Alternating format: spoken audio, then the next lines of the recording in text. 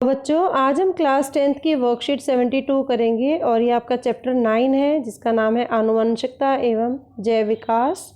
और आज हम इसके बारे में पढ़ेंगे कि मेंडल के प्रयोग क्या क्या हैं और उन्होंने किस तरह का नियम दिया। तो पहले हिंदी मीडियम स्टूडेंट्स के लिए, उसके बाद इंग्लिश मीडियम में होगा। ये मेंडल जो विकल्पी लक्षणों को दिखाने वाले पौधे का इस्तेमाल किया, तो उसमें से एक लक्षण के लिए शुद्ध प्रजनन मतलब समय युग्मी थे। उन्होंने विकल्पी लक्षणों वाले पौधों का संकरण किया, फर्टिलाइजेशन किया और पहली पीढ़ी और दूसरी पीढ़ी की संतति का अध्ययन किया और विपरीत लक्षणों वाले पौधों को अनुपात की भी गणना की। तो मेंडल का प्रयोग क्या था? इसमें सबसे पहले जो पाइसियम सैटिवन के साथ, मतलब जो प्लांट था, गार्डन पी प्लांट था, उसके साथ क्रॉसिंग प्रयोग करते हुए मेंडल ने देखा कि जो पैतृक लक्षण है, मतलब जो पेरेंट के लक्षण है, वो मिश्रित नहीं होते। उदाहरण के लिए एक लंबा पौधा लिया उन्होंने, एक छोटे पौधे की संतति या लंबी या छोटी थी लेकिन ऊंचाई में मध्यम नहीं थी। इस तरह के अवलोकनों ने उन्हें और अधिक आगे रिसर्च करने के लिए प्रेरित किया और उन्होंने बहुत सारे लक्षणों वाले लगभग 30,000 पौधों के साथ इसका प्रयोग किया। अपने प्रयोगों के आधार पर उन्होंने कुछ नियम बनाए जो आनुवांशिकता और वंशागत के अध्ययन में महत्वपूर्ण हुए। उदाहरण के तौर पर यदि सफ़ेद फूलों के समयुग्मजी पौधों का संकरण कराया जाए तो बैंगनी फूल वाले पौधों के साथ किया गया। तो जो F1 पीढ़ी थी उसमें सभी पौधों में बैंगनी रंग के फूल प्राप्त हुए, लेकिन अगर सब परागण कराया जाता तो F2 पीढ़ी में 3/4 पौधे बैंगनी थे और 1/4 पौधे सफ़ेद थे। इसका रेशो रहा 3:1। जैसे इसमें मेंडल ने जो प्रयोग किया वो इसके कलर के हिसाब से कि आप पर्पल, बैंगनी और सफ़ेद रंग का फूल लिया। पहली जो पीढ़ी में जब इनकी संतति आई तो सारे के सारे पर्पल थे और दूसरी पीढ़ी में 3 पर्पल है और 1 सफ़ेद है। मतलब इसका रेशो है, जो फिनोटाइप है उसका रेशो है 3:1। ये फिनोटाइप है, दृश्य रूपी जो दिखाई दिए, और जीनोटाइप का मतलब क्या होता है, जो जीन्स होते हैं इनके अंदर। जैसे पी है, ये टॉल ही, ये पर्पल ही होगा पूरा का पूरा, लेकिन इसमें कुछ प्रभावी लक्षण है, कुछ अप्रभावी लक्षण है। ये दोनों के अंदर जो स्मॉल पी है यानी वाइट वाला है वो अप्रभावी है। जो दिख रहे थे वो 3:1 है, जो दिखाई नहीं दे रहे थे वो 1:2:1 है।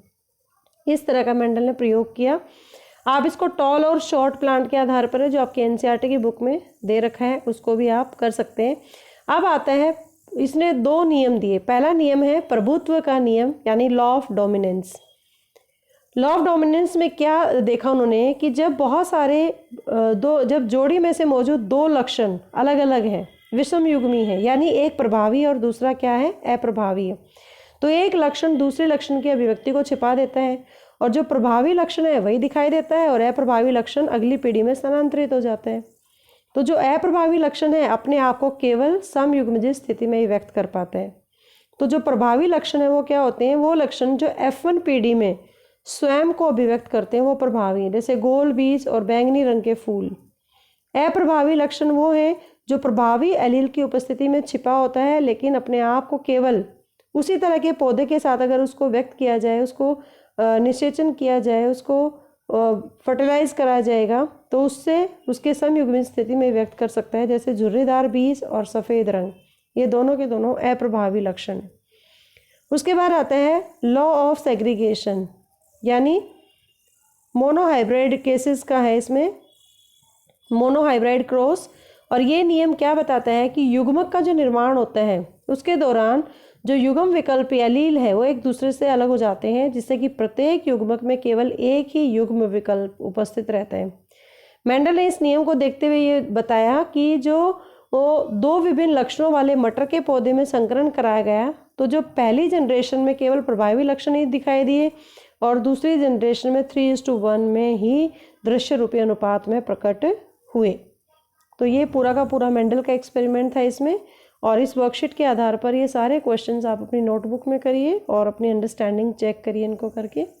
Now the time for the English medium students and today's worksheet is worksheet 72 for the class 10th and we are going to discuss about chapter 9, that is heredity and evolution, and especially we are doing Mendel's experiment.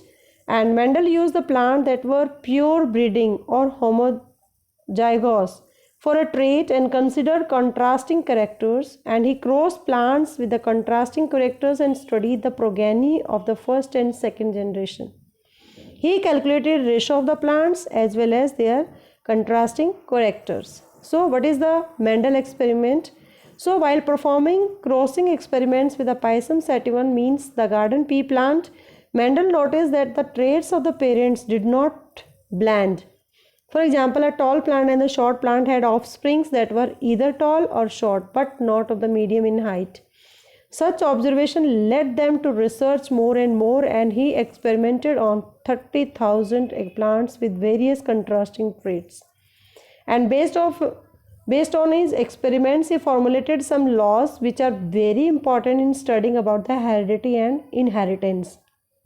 If we take example of the plants that were cross-pollinated with a true breeding of the violet flowers with the plants, true breeding of the white flower, violet and white flowers, the resulting hybrid in the F1 generation is only violet flowers. After self-pollination, in F2 generation, the 3/4 of the plants are violet and 1/4 had white flower. So the ratio becomes 3:1, that is phenotype ratio. So you have to do this in your copy also. It's very important. This is Mendel experiment, that is law of segregation and law of domination. He gave two laws. First law is called law of dominance.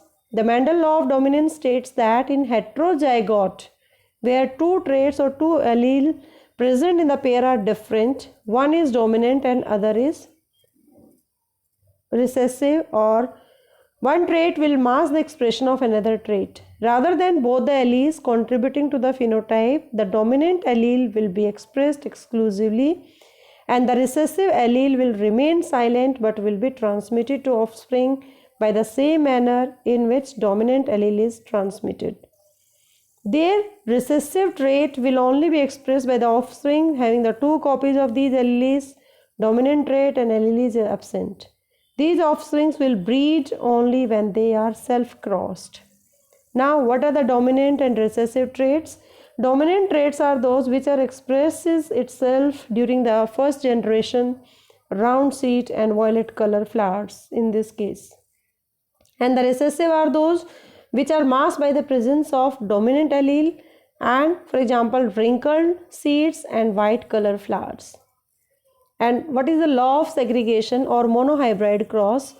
The law explains that the pair of alleles segregate from each other during gamete formation, so that only one allele will be present in each gamete. And Mendel proposed this law after observing that the pea plants with the two different traits produce offsprings that are express dominating trait, and the following generation express the dominant and recessive traits in the 3:1 ratio, that is called phenotype ratio. And he observed that the traits which are present in the F1 generation, recessive trait, they had reappeared in the second generation. Now this is about the Mendel experiment. Now let's check your understanding. So do you these questions in your notebook. Keep watching Super Vigyan. Thank you so much.